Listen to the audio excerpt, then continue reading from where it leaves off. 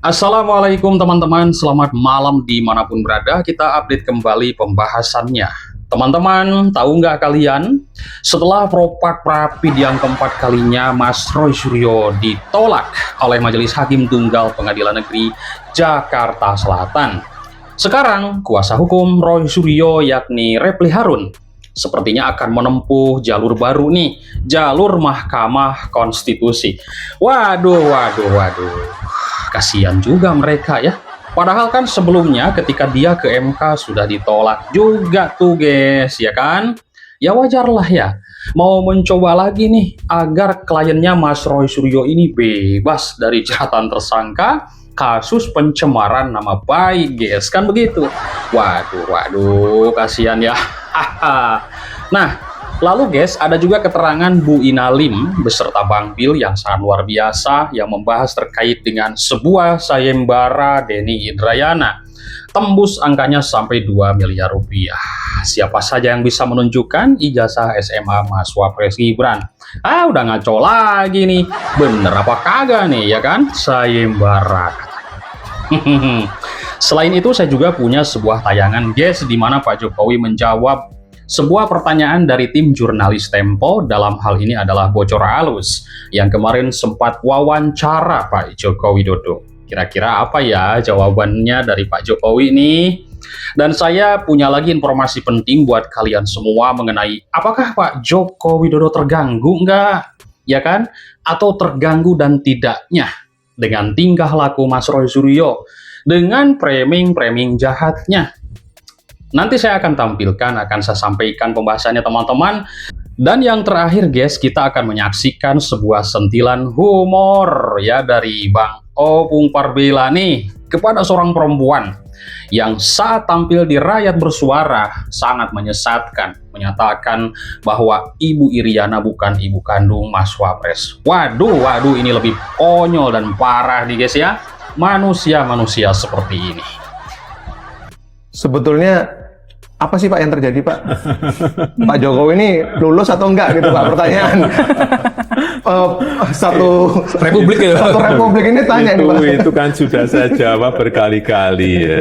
Sudah saya jawab berkali-kali. Terus apa lagi? Masa Arikang mah percaya pada Roy? Tapi ada kesan gitu Pak ya. Isu ijazah ini dibiarkan terus dibicarakan agar orang membicarakan Jokowi. Benar begitu Pak? Selalu berpikiran negatif, berprasangka, padahal ini urusan politik ini. Kalau saya boleh ngomong, ijazah saya itu adalah sah dan asli dari UGM. Sudah menyampaikan, Dekan Fakultas Kehutanan, Insinyur Sigit Sunarto, PSG juga sudah menyampaikan, sah dan asli. Terus, siapa lagi yang punya kewenangan? Demo di depan, saya suruh masuk 3 orang, juga meminta ijazah asli saya. Lu kewenangan Bapak Ibu apa? Meminta ijazah asli saya. Iya. Betul. Apa ya? Kewenangannya apa gitu mereka? Dan Pak Joko Widodo juga sudah berkali-kali menyatakan bahwa ini ya sepertinya memang ada sebuah motif politik yang besar-besaran guys. Ya kan? Dan tadi menarik banget kata Pak Jokowi, masa mau percaya Roy Suryo? Ya kan? Itulah yang paling benar katanya. Waduh, merasa paling benar Mas Roy ini. Dan ada satu hal lagi yang menarik teman-teman. Saya kira Pak Jokowi ini terganggu selama ini. Ternyata beliau ini pastilah menonton teman-teman ya. Saya yakin beliau pasti menonton para relawan yang tampil di TV. Ya, yang tampil di podcast, yang berbicara mengenai ijazah, beliau pasti memperhatikan, saya yakin. Beliau menonton. Dan tahu nggak kalian teman-teman, ini sebuah analisis feeling saya ya, dan saya sudah mendengar juga ada sebuah pembahasannya. Pak Jokowi ini, teman-teman, sama sekali tidak terganggu dengan tingkah laku Mas Roy Suryo, dengan omon-omon dan juga cocot Mas Roy Suryo ini yang tidak baik. Bahkan Pak Joko Widodo mengatakan bahwa Roy Suryo hanya beliau jadikan sebagai bahan hiburan. Waduh. Kasihan sekali Mas Roy ini jadi hiburan, ya kan? Sudah capek-capek bikin framing sana-sini, mempengaruhi pikiran masyarakat, menyerang pribadi Pak Jokowi. Ternyata Pak Joko Widodo sama sekali tidak terganggu, bahkan menjadikan Roy Suryo sebagai hiburan. Keren nih guys, keren ya. Oke. Yang kedua adalah setelah kasus dilimpahkan, maka sesungguhnya tidak boleh lagi mengajukan pra-peradilan. Jadi pendapat hakim adalah bahwa kalau misalnya kasusnya itu sudah dilimpahkan, dalam hal ini tanggal 23 Juni dalam kasus konkret Mas Roy dan Dr. Tifa, maka pasca 23 Juni tidak bisa lagi diajukan pra-peradilan. Itu putusan dari hakim. Pendapat ya. Bukan, kita hargai amar putusannya, tetapi pendapat hakim ya, rasio hakim, rasio desidendinya tentu bisa kita persoalkan. Nah, yang patut kita persoalkan itu adalah secara diametral bertentangan dengan pasal 163 ayat 1 huruf G yang berbunyi, biar tidak salah saya bacakan ya. Di sini dikatakan 163 ayat 1 huruf G Undang-Undang Nomor 20 Tahun 2025 tentang Kitab Undang-Undang Hukum Acara Pidana, dikatakan bahwa putusan pra-peradilan pada tahap penyidikan tetap dapat dilakukan pemeriksaan pra-peradilan kembali pada tahap pemeriksaan oleh penuntut umum dengan permintaan baru. Artinya, kalau kita bicara yang namanya penyidikan itu, ya kan, selesai, completed, ya, ini dikatakan dalam tahap penuntutan pun masih bisa diajukan pra-peradilan. Bagaimana hakim kemudian berpandangan bahwa time frame mengajukan pra-peradilan itu adalah pada saat seharusnya katanya pada saat ditetapkan sebagai tersangka sampai kemudian selesainya tahap penyidikan. Nah, dalam kasus ini ya hampir tidak ada yang namanya proses di kejaksaan, karena ketika pelimpahan tahap 2 pada tanggal 22 Juni, pada tanggal 23 sudah ada pelimpahan. Bahkan kita sudah mendapatkan pada waktu itu surat dakwaan. Karena itu menurut saya ini patut kita persoalkan dan kita permasalahkan. Ya, mudah-mudahan nanti kita pertimbangan untuk kita permasalahkan ke Mahkamah Konstitusi. Ya, kita uji pasal 163 Undang-Undang Nomor 20 2025 secara keseluruhan. Sebenarnya bagaimana sih manajemen pra-peradilan ini? Apakah kemudian sebagaimana dikatakan hakim tunggal? Dan jangan lupa ini baru putusannya, kita belum bisa menganggapnya sebagai jurisprudensi. Sana ayo silakan. Uji pasalnya kalau bisa semua pasal, ya kan, semua pasal silakan uji. Perlu kalian uji semua. Waduh parah ini memang mereka ini ya. Sepertinya ini sudah mendatangi hampir semua lembaga negara, ya kan, Komnas HAM segala macam teman-teman. Pokoknya banyak yang mereka datangi teman-teman, ya kan. Tapi yang menarik guys adalah ketika mereka mengajukan untuk bertemu dengan Komisi 3 DPR RI juga ditolak ya. Tidak pernah diterima guys. Suratnya pun ditolak, tidak pernah diterima guys. Ditolak mentah-mentah. Waduh, kasihan juga ya. Ya, kasihan sekali mereka sekarang ini guys, ya kan. Ya, padahal dulu juga beberapa bulan yang lalu dan kita pun sudah membahasnya kan, sudah menguji pasal di MK mengenai Undang-Undang ITE yang menjerat Mas Roy Suryo. Tapi kan ditolak guys. Nah, apakah nanti juga akan ditolak lagi? Semoga teman-teman ditolak semuanya. Ya, jalan satu-satunya Mas Roy Suryo, Bu Tifa, dan cocok-cocok yang lainnya, ya kan, yang begitu memframing di publik, menggoreng, menghina Pak Jokowi. Semoga cepat sidang ke pokok perkara tuh, agar kita masyarakat itu mengetahui apa sebenarnya motif daripada mereka ini. Kan begitu, tuh nggak? Jadi hanya perupat perapit ngapain juga gitu loh. Ada kemarin di acara Rakyat Bersuara, ada seorang wanita yang mengatakan bahwasanya Mas Gibran wakil presiden kita, mamanya bukan mama kandung. Mamanya katanya bukan mama kandung. Ibu tahu dari mana?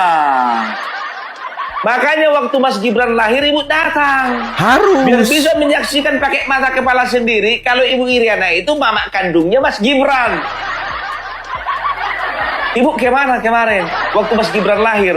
Jangan sotoy.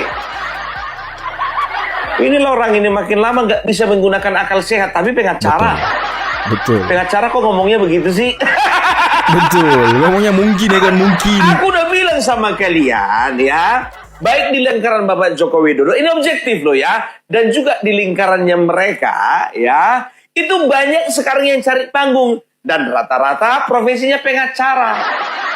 Kenapa seperti itu? Karena mulai dari dulu sampai sekarang seringkali seorang pengacara minta maaf menggunakan sensasi lebih banyak daripada prestasi. Betul, itu dia. Untuk menaikkan namanya, untuk menaikkan pamornya, lebih tepatnya pansos ya, pengacara ini akan melakukan hal-hal yang nyeleneh. Seperti ini, coba bayangkan kalian, dari awal siapa yang buka ini? Pengacara kan, siapa itu? Egy Sujana. Sehat Ibu. Puji Tuhan, sehat-sehat. Alhamdulillah, barakallah. Bu, saya mau langsung strike lah istilahnya. Ini Denny Indrayana bikin sayembara untuk meminta Gibran memperlihatkan ijazahnya. Kalau enggak, Gibran maka sudah tidak lagi memenuhi syarat sebagai wakil presiden, lebih baik mundur. Roy Suryo kemarin di Rakyat Bersuara bikin pernyataan bahwa UTS Insert itu tidak ada foundation, itu tidak seperti yang dikatakan Gibran lulus di sana. Pokoknya panjang lah dia jelaskan. Kita bisa nonton di Rakyat Bersuara. Tapi menariknya pagi-pagi Ibu langsung bikin satu video membantah itu. Walaupun kita udah pernah dengar sebelumnya, bahkan Ibu pernah menjelaskan di buku. Ini aku mau perlihatkan. Ini buku ini ya guys. Buku ini teman-teman nanti bisa lihat di link deskripsi. Ada di situ bisa dapatkan Gibran Let the Game Begin. Ini bantahan terhadap buku disinformasi miliknya Rismon Sianipar. Dan sekarang kembali diungkap tentang UTS Insert seperti yang disampaikan oleh Roy Suryo, ada juga di buku ini. Dan ini sangat bagus. Teman-teman saya sarankan untuk kemudian mengambilnya ya. Mengambilnya itu dengan cara beli. Bagaimana tanggapan Ibu? Yang menarik ini soal Denny Indrayana dan juga Roy Suryo yang nampaknya lagi dapat panggung setelah isu ijazahnya Pak Jokowi agak turun sedikit, mereka ke Gibran gitu. Iya, menurut saya ini kan sayembara bodong ya. Jadi memang udah jelas kita semua tahu Mas Gibran nggak punya ijazah SMA karena tidak sekolah di Indonesia. Kalaupun di luar negeri kan memang tidak sampai kelas 12 ya, tidak sampai A-level gitu istilahnya di sana. Nah, tapi semua kan sudah saya jelaskan lengkap di sini dan di luar negeri itu sah-sah saja bisa masuk ke S1 tanpa punya ijazah SMA, dan itu sudah lengkap penjelasannya di sini. Ini pembodohan bagi masyarakat kita, karena di komen-komen medsos saya memang masih banyak masyarakat kita itu nggak paham kok bisa mendapatkan S1 tapi nggak punya ijazah SMA, tiba-tiba mendapatkan S1. Tidak tiba-tiba, ada jalurnya, dan jalurnya itu tidak melulu terkotak-kotak seperti pendidikan dasar menengah di Indonesia, 6 tahun SD, 3 tahun SMP, 3 tahun SMA. Jadi saya berusaha mengedukasi publik bahwa supaya tidak menjadi katak di dalam sumur. Jadi kalau katak di dalam sumur itu melihat ke atas, langit itu hanya sebulat itu, jadi pasti langit segitu. Tapi kalau kita mau melompat keluar sumur, walah ternyata langit itu sebesar ini. Sama kalau kita hanya di Indonesia, semua sekolah itu SD 6 tahun, SMP 3 tahun, SMA 3 tahun. Tapi kalau kita ada kesempatan ke luar negeri, ya ampun ternyata banyak ya jenjang pendidikan itu, tidak melulu 6 plus 3 plus 3 baru S1. Nah ini yang menurut saya pembodohan, karena saya yakin Denny Indrayananya lama di luar negeri, bahkan anaknya juga SMP di Indonesia, SMA-nya di Australia juga. Jadi saya yakin tahu sistem ini. Jadi bukan tidak paham, tahu tapi tidak mengedukasi publik, malah menyesatkan publik. Nah ini yang saya pertanyakan niat jahatnya, mens reanya. Jadi sah-sah aja kalian mau mempertanyakan penyetaraan dari Kementerian Pendidikan. Saya dukung. Saya dukung karena justru orang-orang di dunia pendidikan lintas negara selama ini memang selalu memperjuangkan penyetaraan para alumni dari luar negeri pulang ke Indonesia. Penyetaraannya ini masih belum beres. Khususnya SMA ya Bu ya? Banyak, semuanya bermasalah gitu masih. S1 dari Australia 3 tahun pulang ke Indonesia dianggap D3 gitu. Nah itu kan masih banyak diprotes tuh. Nah jadi belum ada template standar yang menurut saya Kementerian Pendidikan itu masih banyak PR untuk bisa mengakui pendidikan global, gitu ya. Nah, ini yang saya sepakat. Tapi kalau memperjuangkan surat penyetaraan ini, tapi dengan cara yang selalu memberikan penyesatan ke masyarakat. Nah, ini kan kita jadi mempertanyakan tujuannya. Betul. Apakah ini memang hanya memperebutkan kekuasaan, tidak benar-benar ingin mencari kebenaran. Betul. Jadi saya melihatnya karena apalagi ini ujung-ujungnya pemakzulan gitu pemakzulan, kan. Disuruh jadi berhenti. targetnya kan udah jelas. Betul. Demi pemakzulan apapun dijalankan, bahkan disinformasi yang terus-menerus dan sudah di counter kan. Dan kita sudah menjelaskan bahwa yang disampaikan Roy Suryo itu salah. Nah, ya, makanya yang terakhir iNews itu saya kaget banget begitu saya dengar udah terang-terangan makin keras Roy Suryo bilang tidak ada program foundation diploma tahun 2005. Nah, padahal CEO dari iNews sendiri lulusan diplomanya berbeda. Kalau Mas Gibran mungkin ngambilnya bisnis kan. Tapi kalau Angela Tanusudibyo yang merupakan putri dari Hari Tanusudibyo itu mengambilnya Diploma of Communication and Media Studies kalau nggak salah. Tuh, by the way, Ibu kok tahu CEO-nya langsung alumni dari UTS? Kebetulan saya yang membantu pendaftaran kuliah tahun 2004. Saya tidak ketemu dengan Angelanya karena yang mendaftarkan ibunya. Jadi saya ketemunya dengan Ibu Liliana yang mendaftarkan tahun 2004. Saya secara personal waktu itu memang masih bekerja di agen pendidikan di Kuningan gedungnya di Jakarta. Jadi saya ketemu Ibu Liliana, saya yang mendaftarkan, saya yang menerima, saya yang membaca esainya, bahkan saya masih ingat esainya Angela Tanusudibyo. Jadi saya yang membantu mendaftarkan waktu itu. Kebetulan. Tuh kan, sudah jelas ya. Masa Mas Roy, Denny Indrayana, Bu Tifa tak paham dengan penjelasan Bu Inalim ini terkait dengan pendidikan luar negeri. Katanya dokter. Ya susah sih sebenarnya guys, kalau dasarnya sudah kebencian. Dan saya kira mereka adalah bukan penelitian, tapi hanya koar-koar sebuah kebencian. Serta penelitian hoak membohongi publik guys. Terus terang, kenapa saya bilang demikian? Saya menilai dari seluruh video-video dari penelitian yang katanya penelitian mereka, itu nggak ada bukti sama sekali guys. Kenapa? Lah sekarang juga perupat rapid kan? Tuh nggak? Jadi tidak ada bukti kecuali masuk ke sidang pokok perkara. Maka di situ akan terbukti mana yang salah, mana yang benar. Mana yang benar penelitian dari Roy Suryo dan lain sebagainya. Kan ini enggak guys. Jadi intinya nol bukti. Meskipun dia keluar-keluar menjelaskan inilah sebagai pembanding, inilah wah pokoknya sudah banyak kali kita bahas ya Mas Roy dan Bu Tifa ini. Nol bukti guys. Kalau saya melihat daripada penelitian mereka. Tidak ada yang mereka buktikan seperti itu.